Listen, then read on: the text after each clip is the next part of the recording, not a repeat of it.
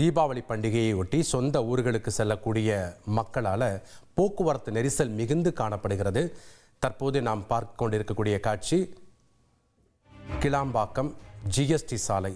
இந்த பகுதியில் போக்குவரத்து நெரிசல் காரணமாக போக்குவரத்து ஸ்தம்பித்திருக்கு அப்படின்னு தான் நம்ம சொல்ல முடியும்.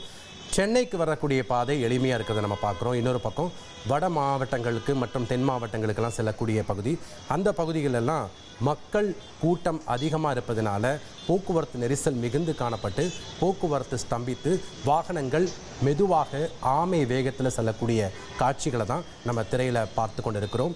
கிளாம்பாக்கம் மற்றும் ஜிஎஸ்டி சாலையில் கடுமையான போக்குவரத்து நெரிசல் ஏற்பட்டிருக்கு. 2 தினங்கள் விடுமுறை மற்றும் திங்கட்கிழமை தீபாவளி பண்டிகை சொந்த ஊர்களில் கொண்டாட வேண்டும், குடும்பமாய் கொண்டாட வேண்டும் என்பதை முன்னிட்டு தங்களுடைய வேலைகள் எல்லாம் முடித்துவிட்டு தற்போது சொந்த ஊர்களுக்கு செல்லக்கூடிய மக்களால் இந்த பகுதியில் போக்குவரத்து நெரிசல் காணப்படுகிறது. அந்த ட்ரோன் காட்சிகளை தான் நாம் திரையில் பார்த்து வருகிறோம்.